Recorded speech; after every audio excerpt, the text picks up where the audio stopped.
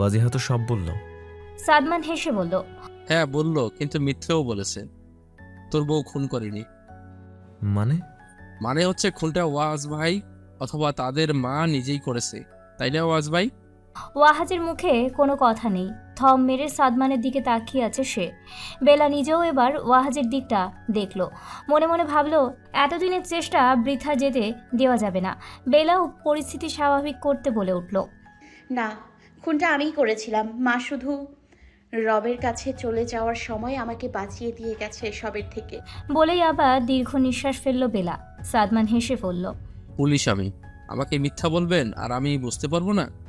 আমি জোর দিয়ে বলতে পারি খুনটা আপনি করেননি। সাদমান একটু থেমেই আবার বলল, কি লুকানোর চেষ্টা করছেন আপনারা? আপনাদের মা রেপ হয়েছিলেন? বেলা তড়িৎ গতিতে জবাবে বলে উঠল, না না, আমার মা নিজেকে রক্ষা করেছিল। আমার মা রেপড না। মিথ্যে দিয়ে সত্যিটা ঢাকা যায় না ওয়াজ ভাই। আপনি বলুন কি হয়েছিল প্লিজ। মিথ্যে দিয়ে কোনো সত্য ডাকবেন না। ফারাজ কিছুই বুঝতে পারছে না। সে শুধু যখন যে কথা বলছে তখন তার দিকেই তাকাচ্ছে। যখন বুঝলো সাদমান ঠিক বলছে, তারও এখন মনে হচ্ছে ওয়াহিজা আর তার ভাই কিছু লুকাচ্ছে। তখন সে ওয়াহিজার দিকে জিজ্ঞাসু দৃষ্টিতে তাকিয়ে বলল, কি হয়েছিল? কি লুকাচ্ছ তোমরা? কিছু লুকালে তোমাদেরই বিপদ পড়তে, কিছু লুকালে তোমাদেরই বিপদে পড়তে হবে। সমস্যার সমাধান হবে না। ফারাজের কথা শেষ হতেই বেলা চোখ মুখ বন্ধ করে নিল। ওয়াহাজ এবার খানিকটা এগিয়ে এসে সাদমানের মুখোমুখি দাঁড়ালো। একটা শ্বাস টেনে নিজেকে স্থির করে নিল সে। তারপর মাথা নিচু করে মলিন মুখে বলল, আমার মা রেপ। কথাটা কানে যেতেই বিদ্যুৎ গতিতে চোখ বড় বড় করে তাকালো বেলা। বুকটা কেঁপে উঠল। মনে পড়ল নিজেরা নিজেদের কথা দিয়েছে এই সত্যিটা কোনোদিন সামনে আনবে না, কিন্তু আজ ওয়াহাজ নিজেই এটা সামনে নিয়ে আসছে। ভারী আশ্চর্য লাগছে তার। ভাইকে থামাতেই কান্নাভারী গলায় সে বলল, ভাইয়া, কি বলছো তুমি? এটা বলতে পারো না তুমি। প্লিজ থামো, বলো না এসব প্লিজ। আমি শুনতে পারবো না, প্লিজ বলো না, মা কষ্ট পাবে। সাদমান বেলাকে থামিয়ে দিয়ে বলে উঠল, কোনো সত্য প্রকাশে আপনার মা কষ্ট পাবে না।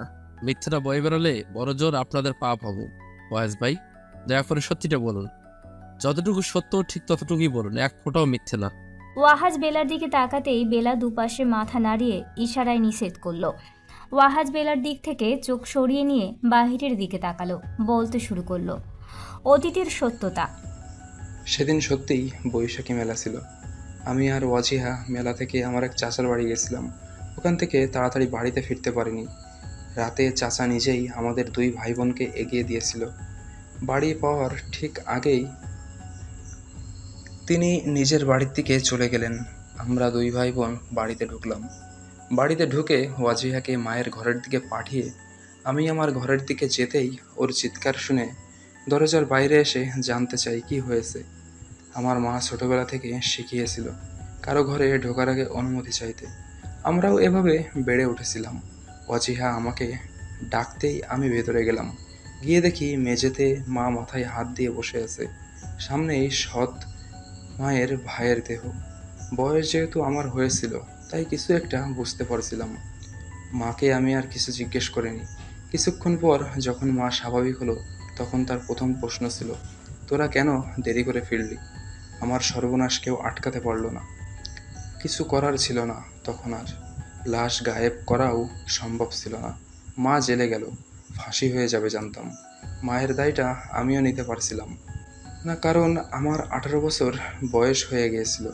তখন ওয়াজিহাকে বুঝিয়ে বলতেই সে রাজি হয়ে গেল। আমি শিওর ছিলাম 10 বছর বয়সী বাচ্চা মেয়েকে কোনো শাস্তি দেবে না। মাকে বরাবর বোঝানোর পরও মা রাজি হচ্ছিল না। অনেক বলে কয়ে মাকে রাজি করাই। নিজেদের কথা দেই এই সত্যটা কোনোদিন সামনে আসবে না। আমার মায়ের সামনাসামনি হয়েছে। আমার মা পরবর্তীতে রাগের বশে ক্ষোভের বশে কাউকে খুন করেছে। এটা আমরা কোনোদিন সামনে আনিনি। মায়ের মৃত্যুর সময় চিঠিতে সবাই জেনেছিল মা খুন করেছে। আবার কেউ ভেবেছিল ওয়াজিহাকে বাঁচাতে মা ওটা করেছিল, কিন্তু একটা সুরাহা হয়েছিল। সেটা হচ্ছে ওয়াজিহার আর কোনো শাস্তি হয়নি।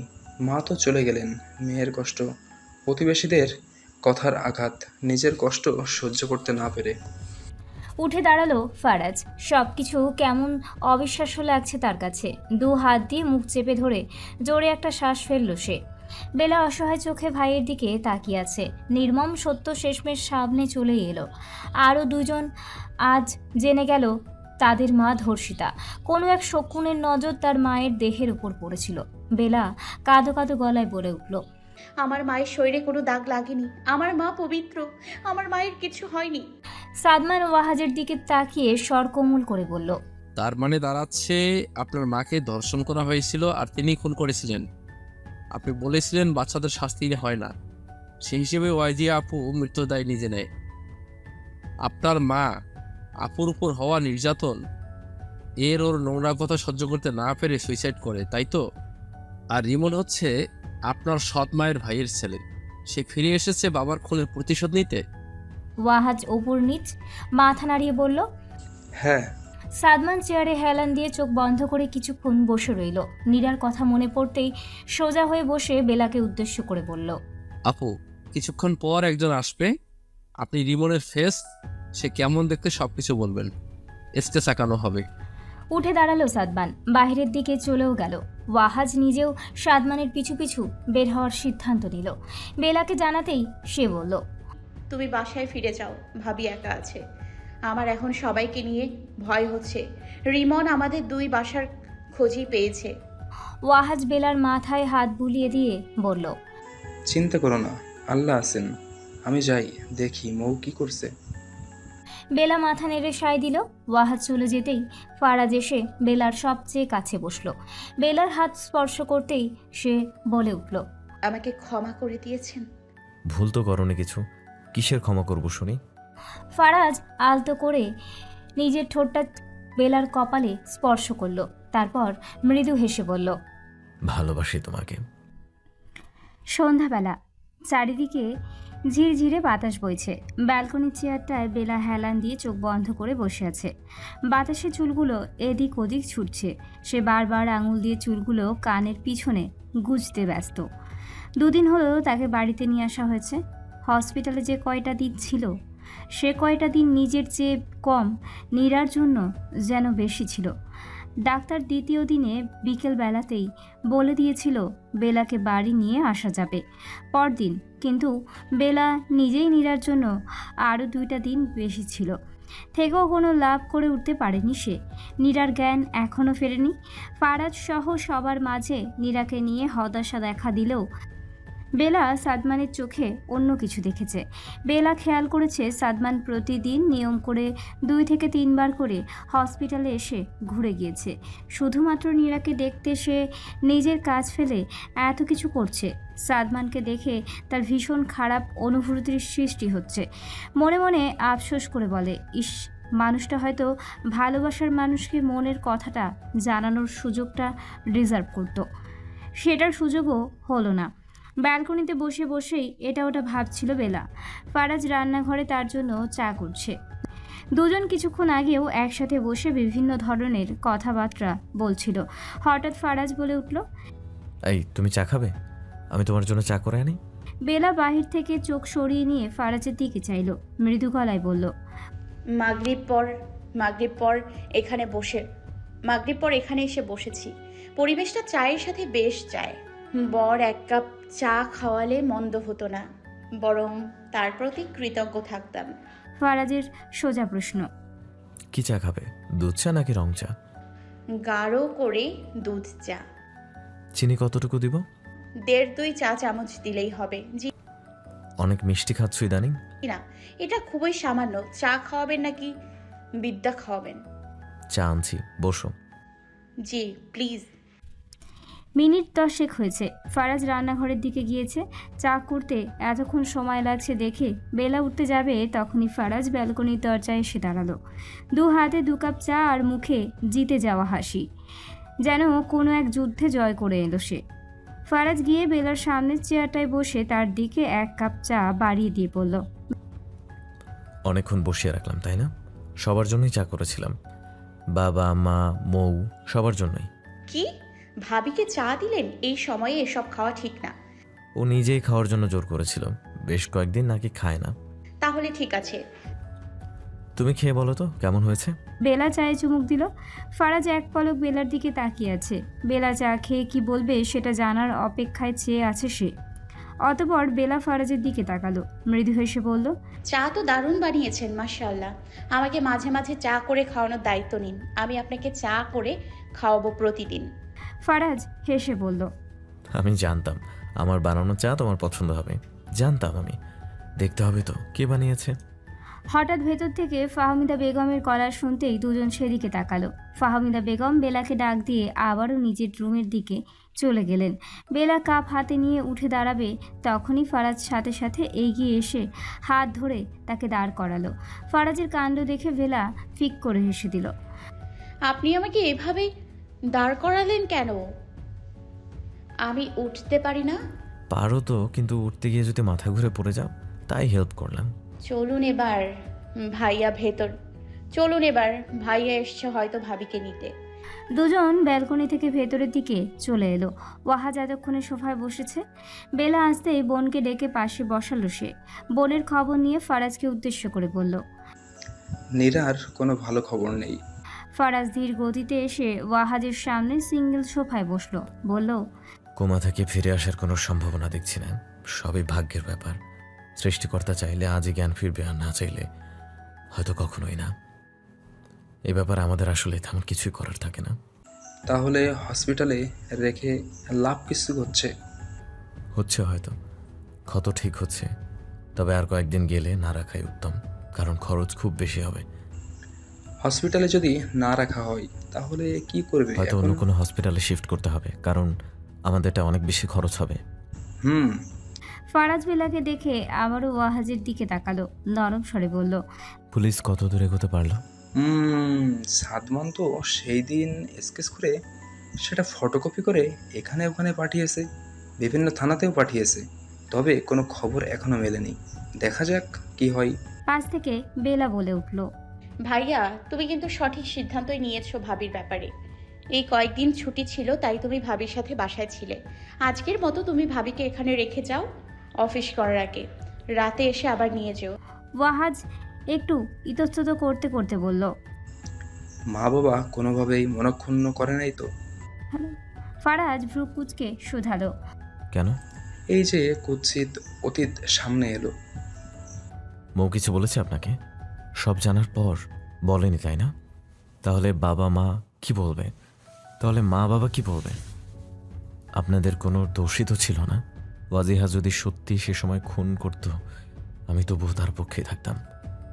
আমার এই শ্বাস নিতে সমস্যা হবে এটা ভেবে যে ওই লোকের কিচ্ছু কেউ করতে পারেনি। ওয়াহাজ আর কিছু বলল না। ফারাজের দিকে শুধু কিছুক্ষণ তাকিয়ে রইল, অতঃপর মৃদু হেসে বলল, আমার বোনের জন্য তোমাকে বেছে নিয়ে বিয়েতে রাজি হয়ে ভুল করিনি। তুমি আমার বোনের জন্য পারফেক্ট। আল্লাহ সবটুকু ভালো করুক আমার বোনের সাথে। তুমি ওর পাশেই সবসময় থেকো। আমি চাই কখনো আমার অনুপস্থিতি ঘটলেও তুমি আমার বোনের জন্য থেকে যাও। আল্লাহ তোমাদের দুজনকে আজীবন একসাথে রাখুক। শুক্রবার ছুটি থাকায় আজ সাদমান সকাল সকাল হসপিটালে এসে উপস্থিত হয়েছে। সে আজ একা আসেনি, মাকে সাথে করে নিয়ে এসেছে। মাকে নীরার কেবিনের একটা চেয়ারে বসিয়ে রেখে সে বাইরে এসে দাঁড়ালো। একে একে ওয়াহাজ আর ফারাজকে কল দিয়েই যাচ্ছে সে, কেউই কল ধরছে না। আন্দাজ করলো সবাই হয়তো ফজরের পর আবারও ঘুমিয়ে গেছে ছুটির দিন বলে। কন্ট্যাক্ট লিস্ট দেখতে দেখতে ওয়াহিজা নামে সেভ করা নম্বরটি সামনে এলো। কল দেবে কি না ভেবে আর কোনো রাস্তা না পেয়ে বেলাকে কল দিয়ে বসলো সে। কল দেওয়া মাত্রই রিসিভ হয়ে গেল। হয়তো ফোনটা হাতে নিয়েই বসেছিল বেলা। কল রিসিভ হতেই ওপাশ থেকে সালাম ভেসে এলো। সাদমান সালামের জবাব দিয়ে কেমন বলল, আছেন ভাবি? আলহামদুলিল্লাহ ভালো আছি, কিন্তু আপনি ভাবি বলছেন যে? ভাবিকে ভাবি বলবো না, কি আশ্চর্য। আচ্ছা বুঝলাম। কি অবস্থা আপনার? নীরা কেমন আছে?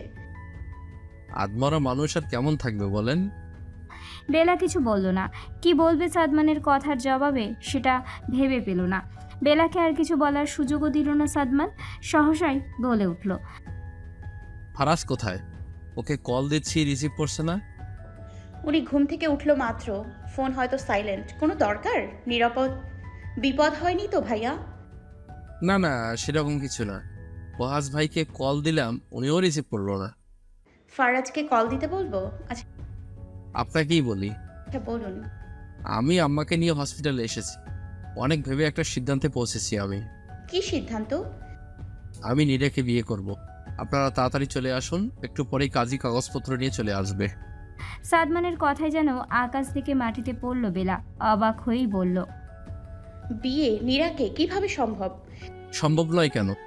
একজন অচেতন মানুষকে কিভাবে বিয়ে করবেন আপনি? মাথা পুরো গেছে? কেন? ওর টিপসই নিলেই তো হয়ে যাবে। ওর মতামতের, ওর জ্ঞান ফেরার কোনো প্রয়োজন নেই। এখনই কেন বিয়ে করতে হবে আপনাকে? সাদমান কিচ্ছু বলল না। ফোনে তার উপস্থিতি বোঝা যাচ্ছে, কিন্তু কোনো কথা শোনা যাচ্ছে না। বেলা আবার বলে উঠল, আবেগী হয়ে উঠবেন না সাদমান ভাই, এসব আপনাকে একদম মানায় না। বিশ্বাস করুন, একদম মানায় না। কেন পাগলামি করছেন বলুন তো? সাদমান বারবার কয়েকটা শ্বাস নিল, তারপর বলল, আমি নীরাকে আমাদের বাসায় রাখতে চাই, যদিও সাথে একজন নার্স থাকবে। হ্যাঁ তো ভালো কথা। আপনি নীরাকে আপনার বাসায় রাখবেন, তাতে সমস্যা কোথায়? কেউ বাধা দিয়েছে? এখন দেয়নি, পরে তো দিতেই পারে। জানতে চাইতে পারে না যে নীরা আমার কি হয়, কোন কারণে আমি ওকে আমার বাসায় নিয়ে যাচ্ছি। নীরা অসুস্থ, কোমায় আছে। এমন সময় এই প্রশ্নের উত্থান কেন হবে? হতেই তো পারে। হলে তারপর দেখা যাবে। আপনি এসব নিয়ে চিন্তা করবেন না। বিয়ের বিষয় এখন রাখুন। আমরা নিজেরা এসে নীরাকে আপনার ওখানে রেখে আসব। বিয়ে করবো না?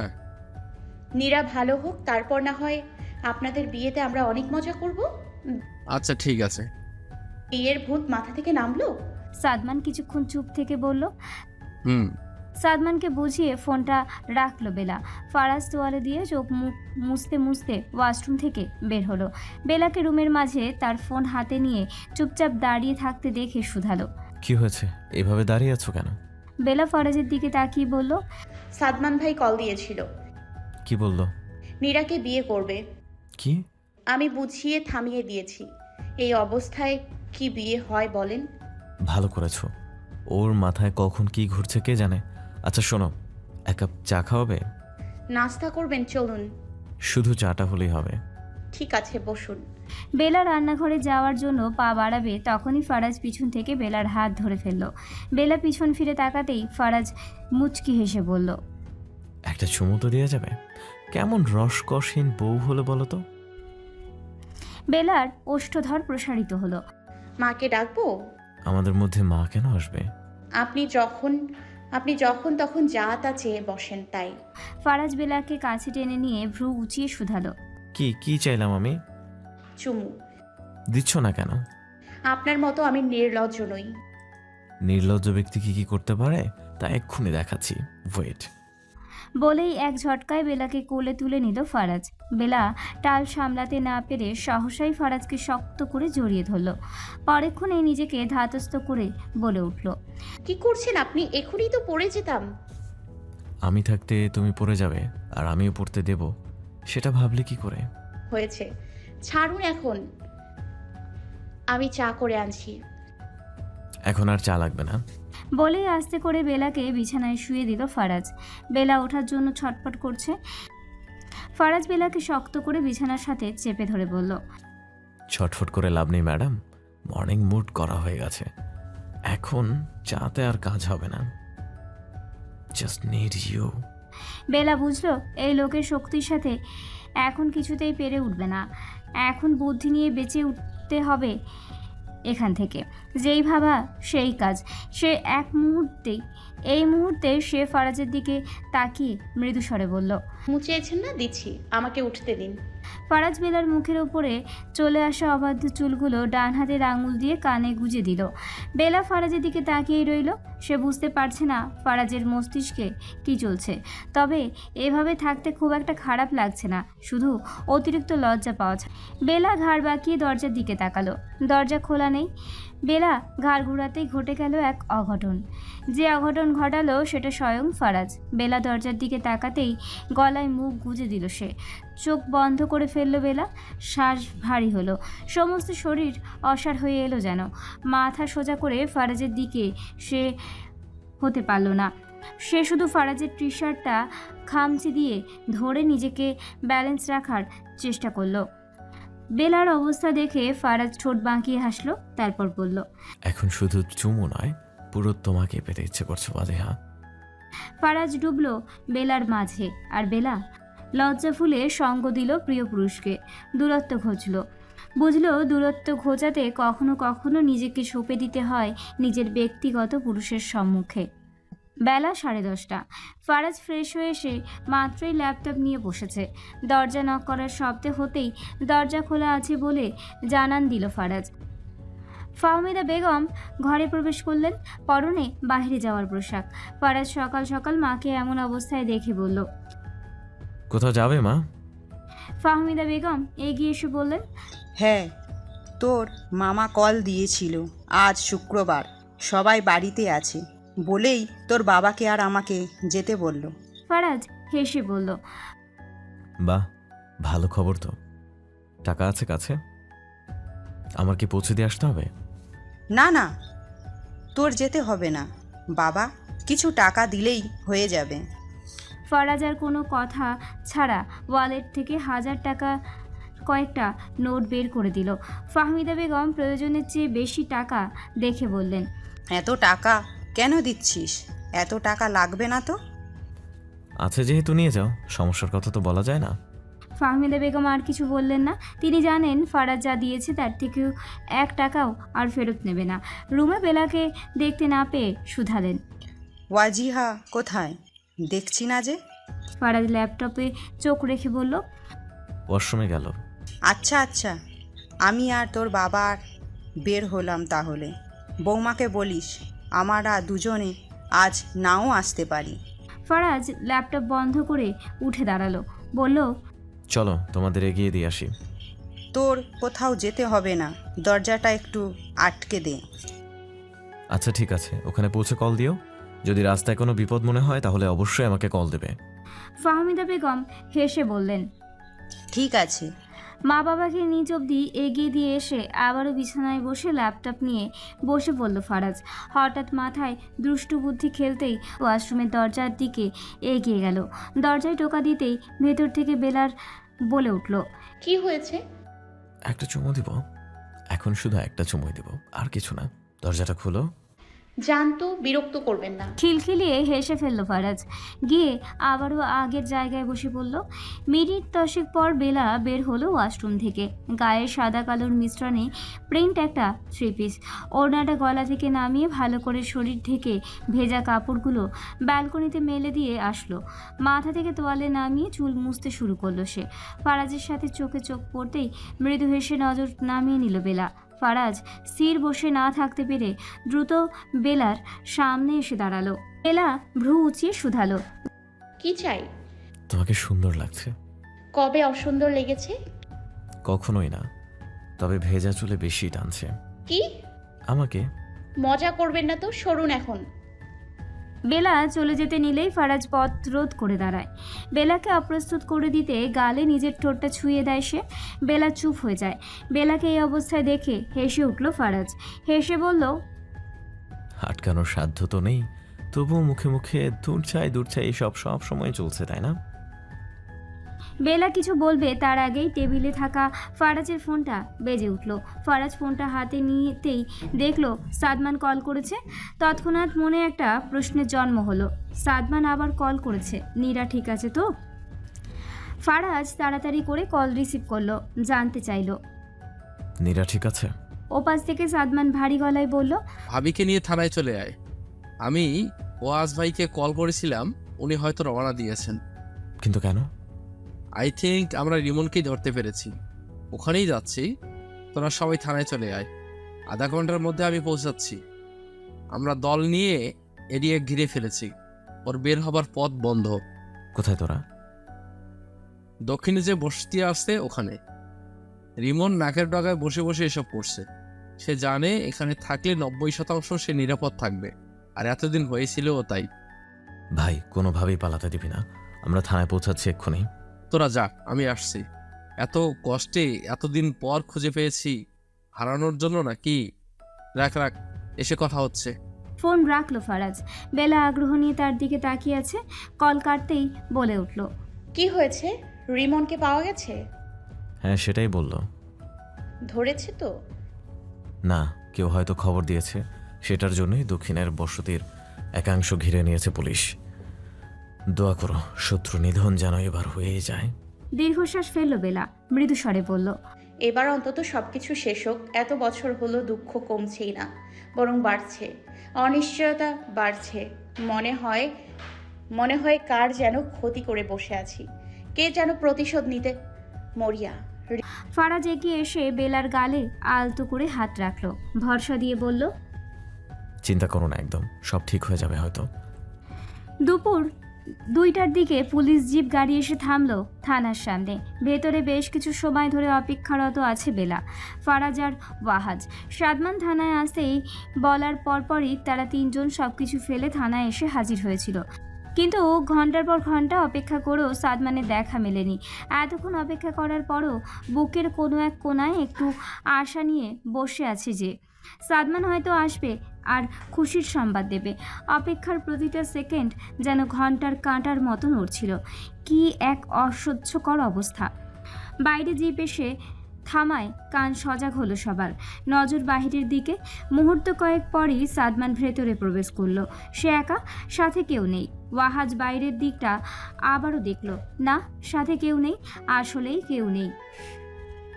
সাদমান নিজের চেয়ারে বসে ঢকঢক করে এক গ্লাস পানি খেয়ে নিল। তারপর কনস্টেবলকে বলল অপেক্ষা করা তিনজনকে ডেকে দিতে। হলো তাই। তিনজন এসে সাদমানের সামনে চেয়ারগুলোতে বসলো। সাদমান তিনজনকে উদ্দেশ্য করে বলল, অনেকক্ষণ আপনাদের অপেক্ষা করিয়েছি, তাই না? সরি, আসলে আমার ফোনটা পকেট থেকে পড়ে অফ হয়ে গেল, ওটা আর অন হয়নি। তাছাড়া রিমনের হাতে গুলি লেগেছিল, আসার পথে হাসপাতাল থেকে ওটা বের করে আনলাম। ওয়াহাজ বড় উৎকণ্ঠায় জানতে চাইল, কোথায় ও? ওকে দেখার বড় স্বাদ আমার। বাহিরে বসিয়ে রাখা হয়েছে বসার ঘরে। যাব। মিনিট 5 অপেক্ষা করেন, ওকে আনতে বলছি। মিনিট 5? এখন অপেক্ষা করার ধৈর্য নাই। 3 ঘন্টা অপেক্ষা করেছেন, 5 মিনিটও পারবেন? ওয়াহাজ থামল। বেলা অপ্রস্তুত স্বরে বলল, রিমন একা ছিল নাকি আর কেউ আছে সাথে? সাদমান ক্ষণকাল চুপ থেকে বলল, সেটা তার ফোন চেক করে জানা যাবে। আপাতত ওকেই শুধু পেয়েছি, সঙ্গী সাথে কেউ নেই। তবে কেউ তো ছিল যে ওকে আমাদের যাওয়ার খবর দিয়েছিল, আর তাই ও পালাতে চেষ্টা করেছিল। এতদিন ধরে খুঁজছি, হাতছাড়া হতে দেই কিভাবে? ওর খবর পেয়েছিস কিভাবে? আগ্রহ নিয়ে শুধালো ফারাজ। বাড়িতেই ছিলাম, আজ তো ছুটি। হঠাৎ আমার ফোনে কল আসে, রিসিভ করতেই একজন জানায় যার ছবি দিয়ে আমরা বিজ্ঞাপন দিয়েছি তাকে সে দেখেছে, সেও সেখানেই আছে। তাই আমি আর দেরি না করে থানা কয়েকজনকে কল, সবাই এখানেই ছিল। সুবিধা এতেই হয়ে যায়, আধা ঘন্টার মধ্যে সেখানকার উদ্দেশ্যে বেরিয়ে যাই। খুঁজতে খুঁজতে রিমন যেখানে থাকে সেখানকার ঠিকানাও পেয়ে যাই। আমরা সেখানে যাওয়ার আগেই কেউ তাকে খবর দিয়েছিল, তাই সে পালানোর উদ্দেশ্যে বের হয়। আর মজার ব্যাপার, আমার সামনেই পড়ে। সিভিলে থাকার কারণে ঠিক চিনে উঠতে পারেনি সেভাবে। দৌড়ে পালানোর চেষ্টা করলে গুলি ছোড়া হয় আর হাতে লেগে যায়।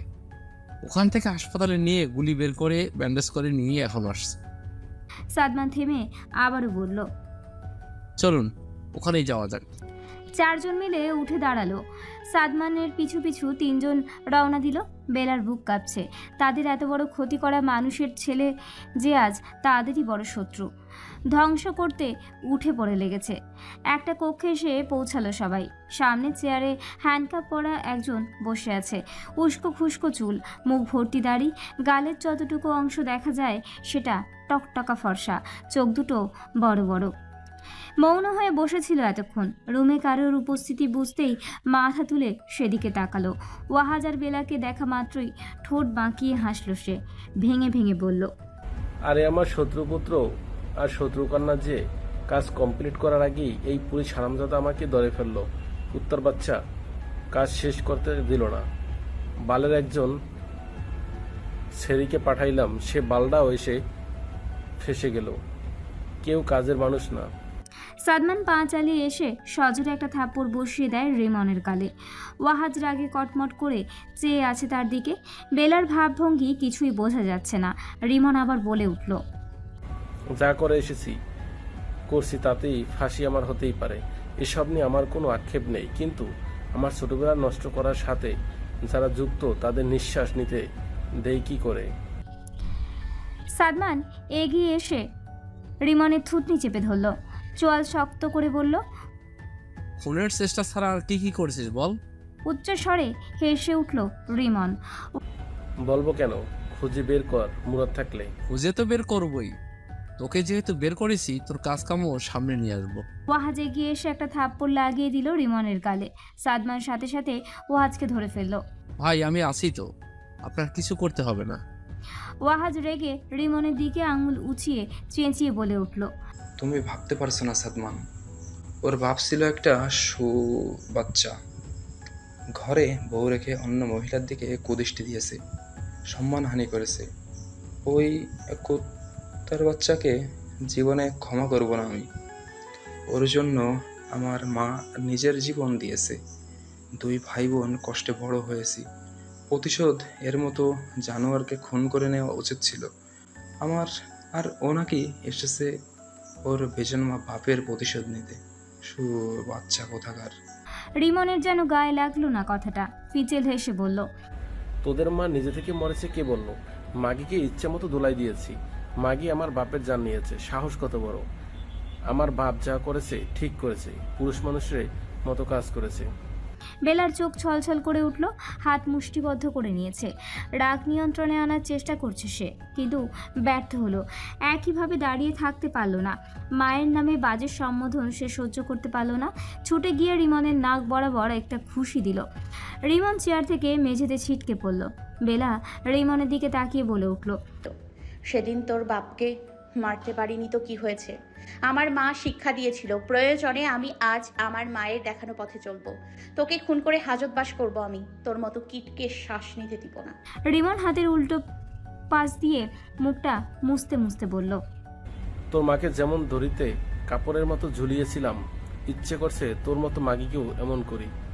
এই রক্ত আছে তোর শরীরে, একই কাজ করা উচিত তোর সাথে। ফারাজ আর ওয়াহাজ দুজনের একজনও ঠিক থাকতে পারল না এবার।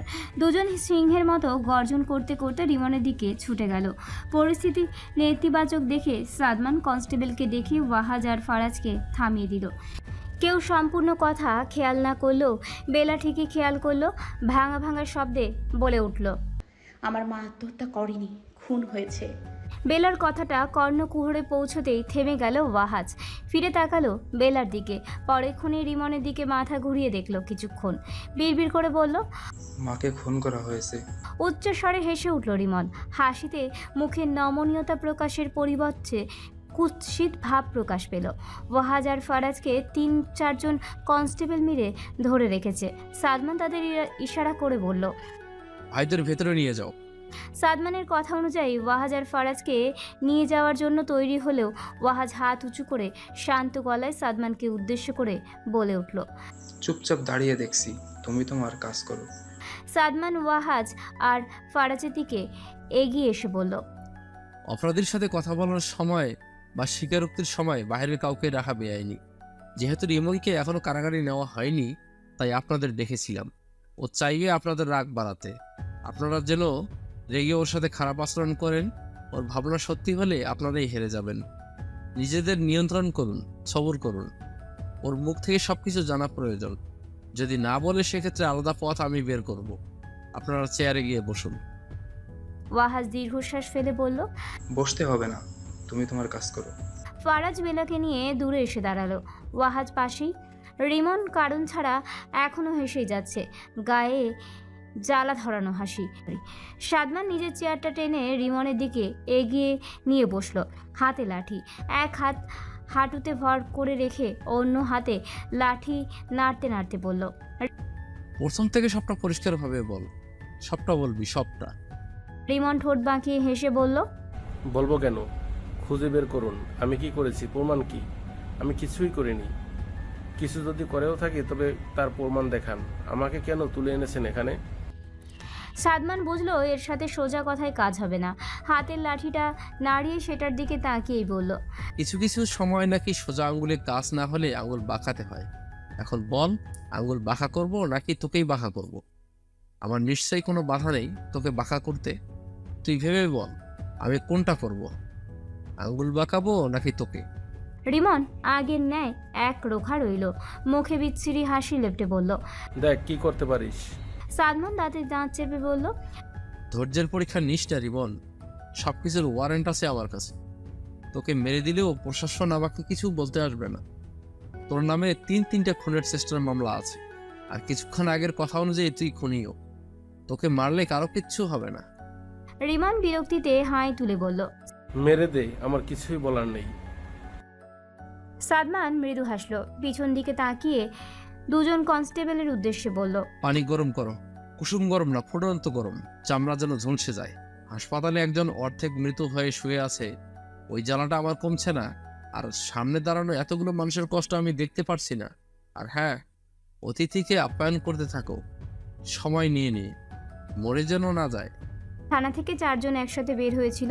4 জনই হাসপাতালের নীরাকে দেখতে এসেছিল। তার অবস্থার কোনো উন্নতি এখনো দেখা দেয়নি। তার চোখে যেন সমস্ত দুনিয়ার ঘুম ঘুমিয়ে নিচ্ছে সে। চারিদিকে কি হচ্ছে সে জানে না। 4 জন একসাথে কেবিনে ঢুকতেই নার্স বেরিয়ে যায়। 4 জনের সেখানে বেশ কিছুক্ষণ সময় কাটে। নীরাকে যে ডাক্তার দেখছিল তার সাথেও 4 জনের কথা হয়। সবাই সবটা না বুঝলেও ফারাজ সেটা বুঝিয়ে দেয়। সবাই এতটুকু বোঝে, নীরাকে নিয়ে কোনো আশা করা এখন বোকামি। কোমা থেকে ফিরে আসার কোনো নিশ্চয়তা নেই, আর যদি সে ফিরেও আসে তবে সেটা হবে মিরাক্কেল, আল্লাহর রহমত। ওয়াহাজ, ফারাজ, বেলা 3 জন সাদমানের থেকে বিদায় নেওয়ার সময় সাদমানকেও বাড়ি ফিরতে বলেছিল। সাদমান জানিয়েছিল থানা থেকে পজিটিভ কোনো খবর না আসা অবধি সেখানেই থাকবে। 3 জনের একজনও কথা না বাড়িয়ে নিজেদের বাড়ি ফিরে যায়। সাদমান জানিয়ে দেয় থানা থেকে খবর আসলে তাদের জানাবে। বেলা, ফারাজ এবং ওয়াহাজকে বিদায় দিয়ে সাদমান নীরার কেবিনে ফিরল। চেয়ারটা টেনে নিয়ে বেডের কাছাকাছি এসে বসলো। নীরা নিস্তেজ হয়ে পড়ে থাকা হাতটা নিজের 2 হাতের মুঠোয় নিয়ে গালে ঠেকালো। তার চোখ ছলছল হয়ে এসেছে। ভাঙা ভাঙা গলায় নিজেই বলে উঠল।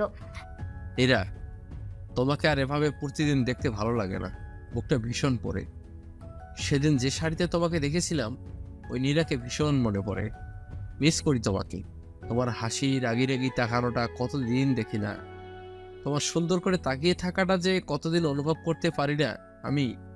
তোমাকে যে বলেছিলাম সবকিছু আমার দিক থেকে নাটক ছিল, আজ দেখো নাটকও সত্যি হয়ে গেল। তোমাকে ছাড়া ভালো নেই আমি। তোমার এই চোখ বন্ধ হয়ে হসপিটালের বেডে পড়ে থাকা দেহটা দেখতে আর ভালো লাগে না আমার। জেগে ওঠো না প্লিজ। সাদমান নাক টেনে এক হাত দিয়ে চোখটা মুছে আবার বলল। আম্মা কি বলেছে জানো? তোমার সাথে আমার বিয়ে দিবে। তুমি আদৌ আমাকে বিয়ে করবে? আমার এই হঠাৎ উদয় হওয়া ভালোবাসাকে তুমি মেনে নেবে তো বলো? নীরার দিক থেকে কোনো উত্তর এলো না। সাদমান ঘোলাটে চোখে শুধু নীরার দিকে উত্তরের আশায় চেয়ে রইল। তার প্রশ্নের উত্তর আদৌ কোনোদিন আসবে? তা আসলে কবে? বাড়িতে ফিরেছে সবাই। ফারাজ বাসায় ঢুকেই শুধু পানিটা খেয়ে বিছানায় শুয়ে পড়েছে।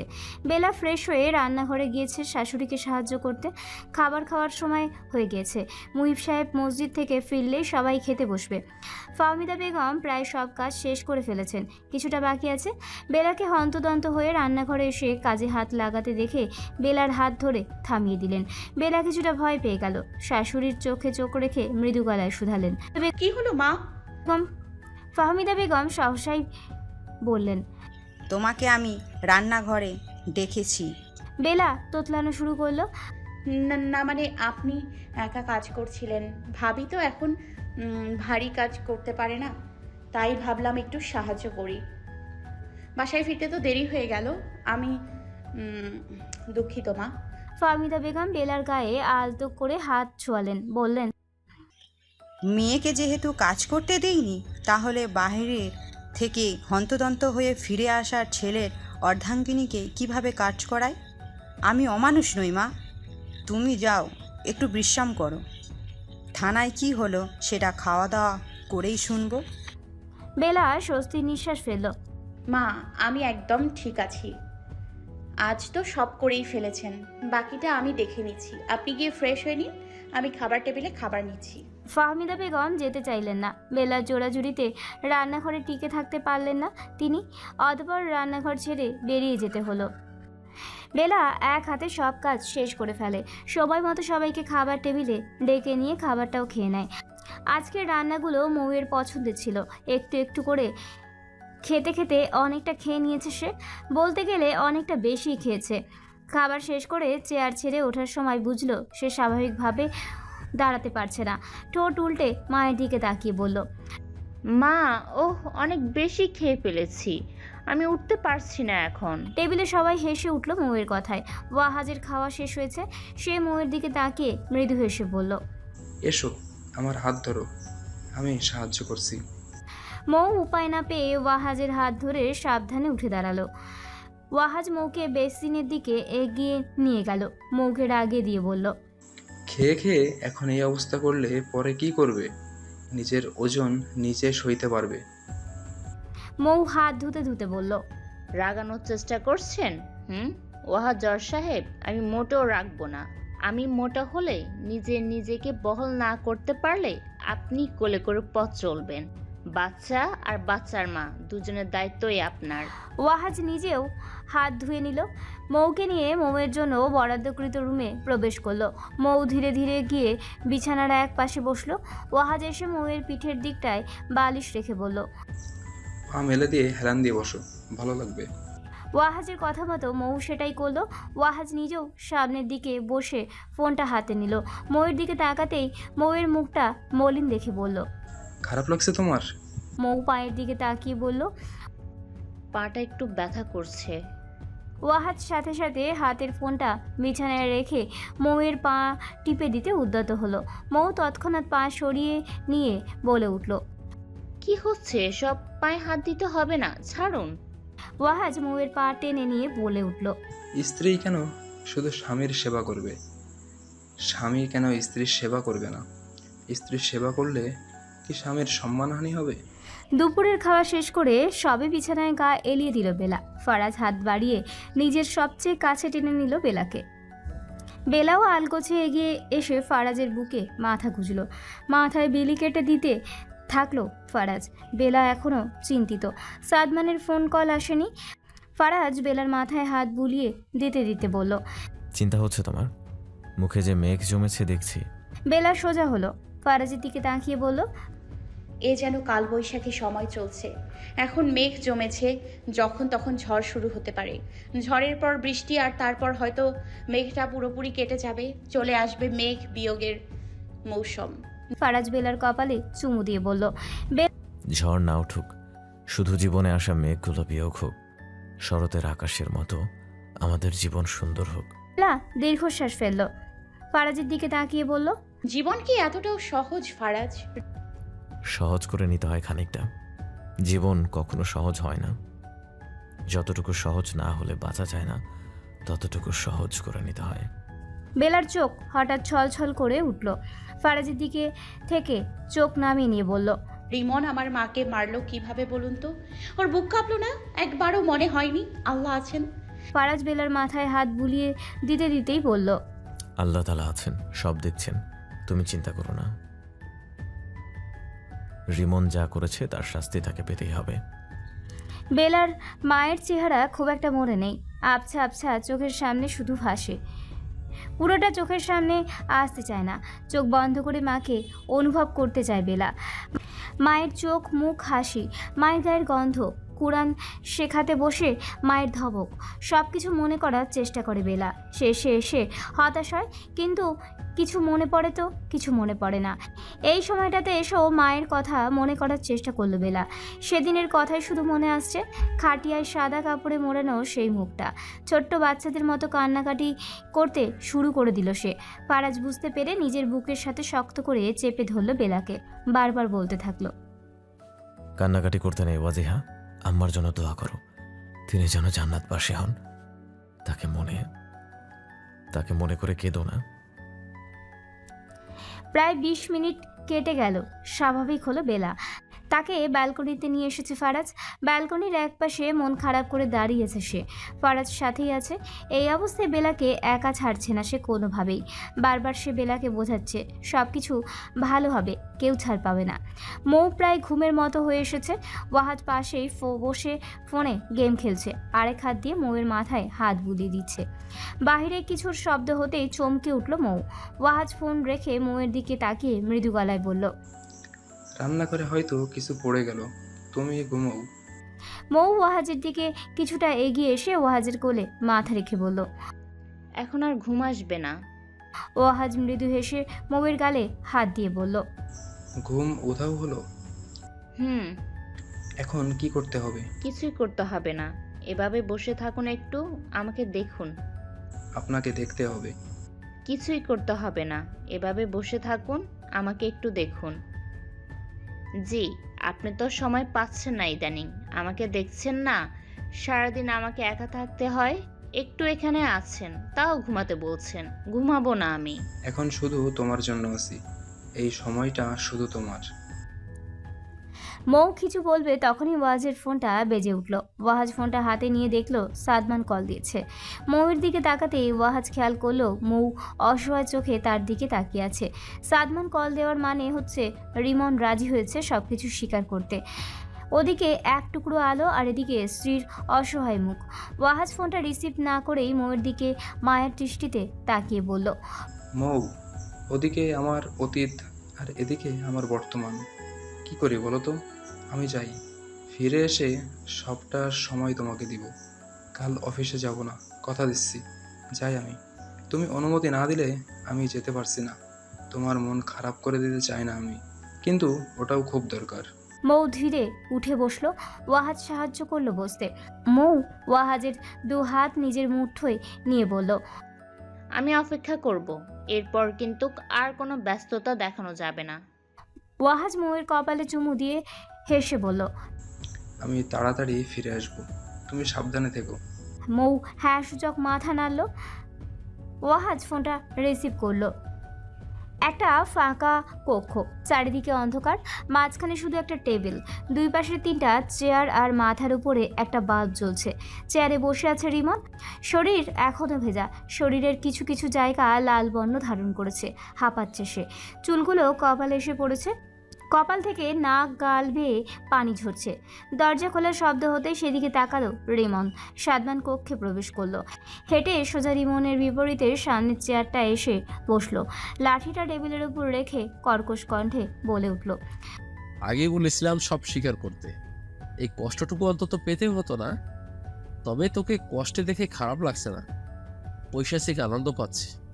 রিমন মাথা ঝাঁকিয়ে বেয়ে আসা পানির ফোঁটা ঝেড়ে ফেললো। বাঁকা হাসি হেসে বলল, ওরা দুই ভাই বোন কই? ওরা সামনে না থাকলে অতীত বলে কি আর মজা পাওয়া যাবে? ওদের ডাকুন, সব আরামে খোলাসা করি। হ্যান্ডকাপটা খুলে দিন, হাত ব্যথা করছে। ভয় নেই, পালিয়ে যাব না, কিছু করার চেষ্টাও করব না। এতটুকু ভরসা তো করতেই পারেন আমার শরীরের অবস্থা দেখে। ওরা আছে রুমের বাইরে, তো সব কথা শুনবে। আমি ওদের সামনে দেখে দেখে সব শোনাতে চাই। তোর ওদের দেখতে হবে না। আমি ওদের সামনে দেখে দেখে সব শোনাতে চাই। ফাঁসি যেহেতু হবে, তাহলে এটাই শেষ ইচ্ছা হিসেবে ধরেন। ওয়াহাজ, বেলা আর ফারাজকে ডাকা হলো। রিমনের দু হাত থেকে হ্যান্ডকাপ খুলে একটায় পরিয়ে রেখে টেবিলের সাথে আটকে দিল সাদমান। সবাই চারিদিকে ঘিরে দাঁড়িয়েছে। রিমন গলা খাঁকারি দিয়ে বলল, তাহলে শুরু করি, কি বলেন? সাদমান দাঁতে দাঁত চেপে বলল। জলদি শুরু কর। রিমন ওয়াহাজের দিকে তাকালো। বেলা ওয়াহাজের পাশে চুপচাপ দাঁড়িয়ে রিমনের হাসি হাসি মুখটা দেখছে আর ভেতরে ভেতরে রাগে ফুঁসছে। রিমন নিজের মুখের হাসি বর্তমান রেখেই বলতে শুরু করলো, রাত, মাঝরাত, তখন চারদিকে কোনো মানুষের অস্তিত্ব নেই। আব্বাকে হারিয়ে মনে মনে সব কষেছিলাম ওই মহিলাকে শেষ করার।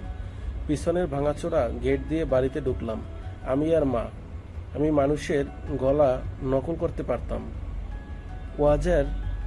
ওহাজের মায়ের ঘরের দরজা শব্দ করে ওহাজের গলায় রাখলাম। ওকে মামা বলে ডাকতে ঘৃণা করছিল আমার, তবুও ডাকতে হচ্ছিল। 2-3 বার ডাকতে দরজা খুলে দিল। মনে হয় মা গিয়ে জেগেছিল। দরজা খুলতেই মা গিয়ে সাথে সাথে ওর মুখ চেপে ধরলো। আর আমি ধরলাম হাত। দস্তাদস্তি হইল কিছুক্ষণ, মেঝেতে ফেলে দিলাম। বিছানা থেকে বালিশ নিয়ে মুখে চেপে ধরলাম। মিনিট দেড়েকের মধ্যে কাহিনী খতম। মহিলার গায়ে শক্তি ছিল না, মেয়ের চিন্তায় তো না খেয়ে থাকতো। অসুবিধা হয় নাই খুব একটা। মাথার দড়ি দেখে খটকা লাগলো। সামনের চেয়ারও ছিল। বুঝলাম খানকিমাগি নিজেই মরার চিন্তা করছিল। ভাগ্যিস মরছিল না। বাপের খুনের প্রতিশোধ কেমনে নিতাম ভাসতেও হইতো।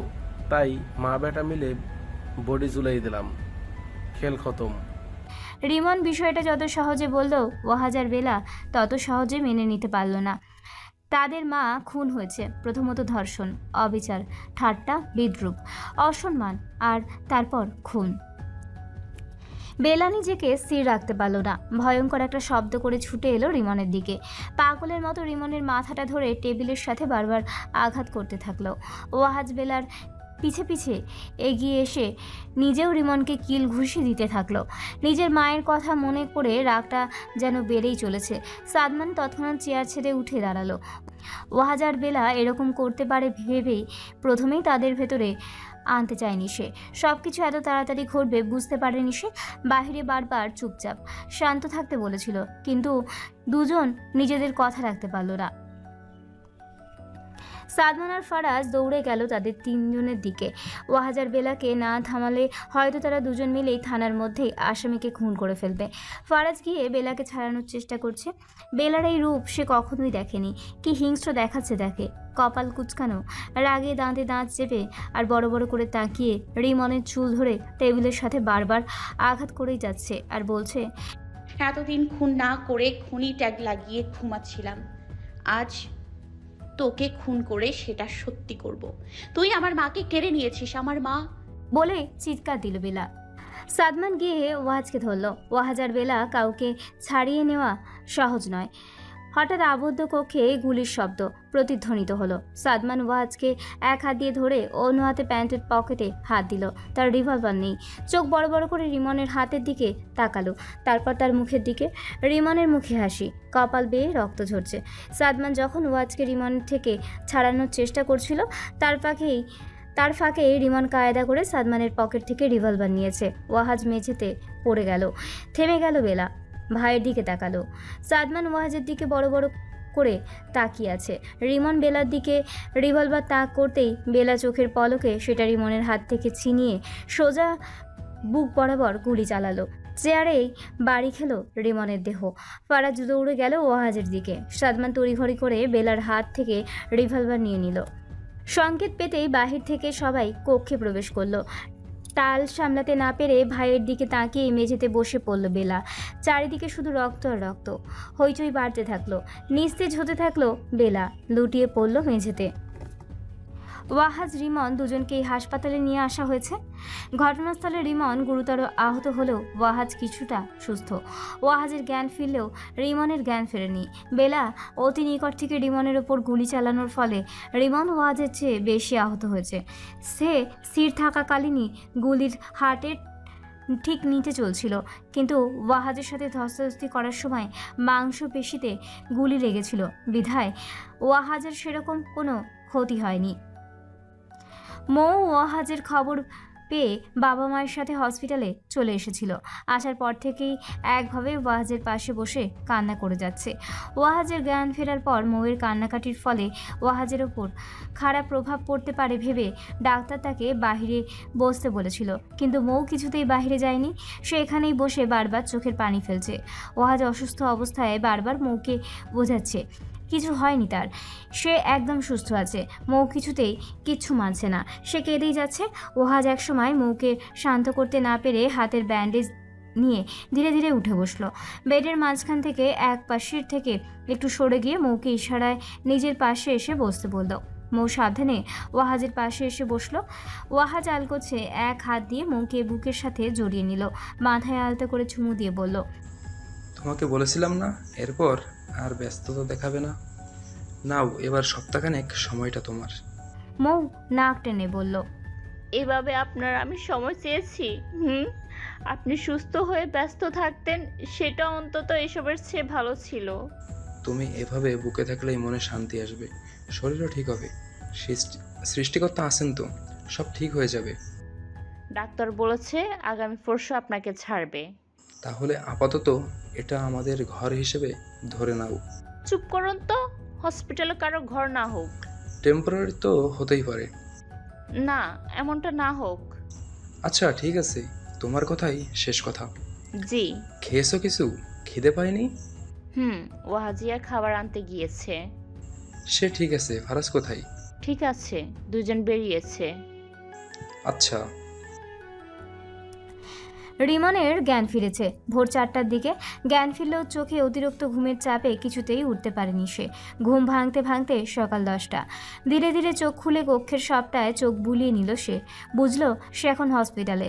জানলার পর্দার ফাঁক দিয়ে সূক্ষ্ম আলো আসছে। সকাল হয়েছে সেটাও বুঝলো সে। উঠে বসার চেষ্টা করতেই বুকে খচ করে উঠল। বুকের দিকে তাকাতেই দেখলো সাদা ব্যান্ডেজ পেরিয়ে রক্ত বেরিয়ে আসছে। বুকে হাত চেপে ধরে গতকালের কথা মনে করলো। তারপর দাঁতে দাঁত চেপে বলে উঠল। বেলা, ধীরে ধীরে বেড থেকে নেমে এলো রিমন। কক্ষে কেউ নেই। সুযোগ পেয়ে সন্তর্পণে বেরিয়ে যাওয়ার চেষ্টা করলো। দরজা খুলতে যাবে তখনই বুঝতে পারলো দরজা বাহির থেকে বন্ধ করে দেওয়া।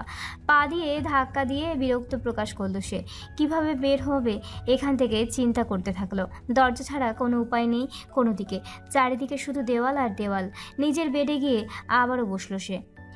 দরজায় খট করে আওয়াজ হতে বিছানায় পূর্বের ন্যায় শুয়ে চোখজোড়া বন্ধ করে নিল রিমন। ঘুমিয়ে আছে এমনভাবেই পড়ে রইল। সাদমান দুজন কনস্টেবল আর নার্স সাথে নিয়ে এসে রুমে প্রবেশ করলো। সাদমান এসে চেয়ারটা টেনে বেডের পাশে বসলো সে। রিমনের চোখ পিটপিট করছে দেখে বুঝতে পারলো রিমনের জ্ঞান ফিরছে। কনস্টেবলকে ডেকে হাত করা পরাতে বলল সে। মৃদু হেসে বলল, তাড়াতাড়ি হাত করা পরিয়ে দিন। আসামির চোখ পিটপিট করছে, কখন যেন পা কাজে লাগিয়ে দৌড়ে পালায়। তৎক্ষণাৎ রিমন আলোর বেগে চোখ খুলল। তিরিক্ষি মেজাজে বলল। মজা লাগছে তাই না? খুব মজা লাগছে। সাদমান রিমনের দিকে তাকিয়ে বলল, তা লাগবে না, তোর মতো অমানুষকে হাতের মুঠায় রেখেছি যে। খুব আনন্দ হচ্ছে না? সাদমান হাসলো, টেনে বলল। খুব। দুজন কনস্টেবল গিয়ে বেডের সাথে রিমনের 2 হাত আটকে রাখলো। রিমন বারবার চিৎকার করে বলতে থাকলো, আমাকে ছেড়ে দে ভাই, মেরেছি, এবার বোনকেও মারা বাকি আমার। সাদমান উঠে দাঁড়ালো, রিমনের দিকে আবারও নিচু হয়ে শুধালো। কে বললো ভাইকে মারতে পেরেছিস তুই? তোর পাশের কেবিনেই সে দিব্যি ভালো সময় কাটাচ্ছে। আপনারা দুজন বাইরে থাকুন, কোনো রকম অসুবিধা হলে আমাকে কল করবেন অবশ্যই। কথাটা দুজন কনস্টেবলকে বলে বেরিয়ে গেল সাদমান। বেলা রান্নাঘরে খাবার তৈরি করতে ব্যস্ত। ফারাজ হসপিটালে গিয়েছে সকাল সকাল। তার জন্য সকালে যা নাস্তা করেছিল বেলা, সেটার থেকে শুধু চা খেয়ে বেরিয়েছে ফারাজ। আজকে সকাল সকাল ইমার্জেন্সি থেকে কল এসেছে। দুজন রোগী সকাল সকাল ভর্তি হয়েছে। যিনি দায়িত্বে ছিলেন তিনি নিজ সপ্তাহখানেক আগে ছুটিতে আছেন। মৌ রাতে বাসায় ফিরলেও সকালে ফারাজের সাথে সেখানে চলে গিয়েছে। ফারাজের রাতে ডিউটি ছিল বিধায় মৌকে এই অবস্থায় সেখানে থাকতে দেয়নি সে। ওয়াহাজ মোটামুটি সুস্থ বলেই রাতে বাসায় পাঠিয়েছিল সে। ভোরের দিকে ফারাজ বাসায় এসে 2.5 ঘন্টা মতো ঘুমিয়েছিল। ঘুম থেকে উঠেছে হাসপাতাল থেকে আসা ফোন কলে। তাড়াহুড়োয় কিছু খেয়ে যেতে পারেনি সে। ফারাজ ওভাবে চলে যাওয়ার বেলা তাড়াতাড়ি করে রান্না করতে গিয়েছে। ফাহমিদা বেগম চিন্তায় সারা রাত ঘুমোতে পারেননি। তিনি এখন একটু ঘুমোচ্ছেন। শরীর তার ভীষণ খারাপ। এক মনে রান্নাঘরের সমস্ত কাজ করছিল সে। রান্না প্রায় শেষের দিকে। টিফিন বক্সে একে একে খাবার বেড়ে ঠান্ডা করতে রেখে দিচ্ছিল সে। ফাহমিদা বেগমকে রান্নাঘরের দিকে আসতে দেখে বেলা চুলা বন্ধ করে এগিয়ে এলো। ফাহমিদা বেগমের 2 বাহু ধরে বলল, শরীর এখন একটু ঠিক আছে মা? ফাহমিদা বেগম বেলার চিবুকে হাত দিয়ে মৃদু হেসে বললেন, রাতে যে সেবাটা করেছিলে সেটাই ইনফ্যাক্ট ফরজ পার শুরু হয়েছে। অনেকক্ষণ ঘুমিয়েছি। তুমি রান্নাঘরে কি করছিলে? বেলা রান্নাঘরের দিকে একবার দেখে আবারও ফাহমিদা বেগমের দিকে তাকালো। আসলে মা, আপনার ছেলে প্রায় না খেয়ে গিয়েছে। ভাবিও সেরকম কিছু খায়নি। ভাইয়া তো এক প্রকার না খেয়ে আছে। ভাবলাম 3 জনের জন্য রান্নাটা করে নিই। তুমি এখন যেতে চাইছো? জি। তোর বাবাকে পাঠাবো সাথে? না না না, প্রয়োজন হবে না। বাবার শরীর খুব একটা ভালো না। তাছাড়া হাসপাতালের পরিবেশও ভালো না। সুস্থ মানুষকে অসুস্থ বানিয়ে দেয়, তার ওপর বাবা অসুস্থ। ঠিক আছে, শোনো, গোসল দিয়ে তুমি অল্প কিছু খেয়ে তারপরে যাও। তোমার শরীরটাও ভালো লাগবে। আচ্ছা, আর একটা কথা, হ্যাঁ মা। কালকের ঘটনার জন্য তুমি কোনো বিপদে পড়বে না তো? না মা, সম্ভাবনা নেই। সাদমান ভাইয়া সামলে নিয়েছে। তাছাড়া এই অভদ্র লোকের তো কিছু হয়নি। আচ্ছা আচ্ছা, যাও এখন। ঠিক আছে, যাও। নীরার কেবিনের সামনে এসে দাঁড়ালো সাদমান। দরজায় মাঝ বরাবর ছোট একটা গ্লাস লাগানো, সেটা দিয়ে নীরাকে দেখা যাচ্ছে। সাদমান এক পলক নীরার দিকে তাকিয়ে আছে। থানায় না গিয়ে দরজা ঠেলে ভেতরে প্রবেশ করলো সাদমান। নীরা বিছানার সাথে যেন মিশে গিয়েছে। এত সুন্দর সুরাতের মেয়েকে চেনা মুশকিল হয়ে যাচ্ছে দিন দিন। চুপচাপ দাঁড়িয়ে নীরাকে মুগ্ধ চোখে দেখছে সে সাদমান।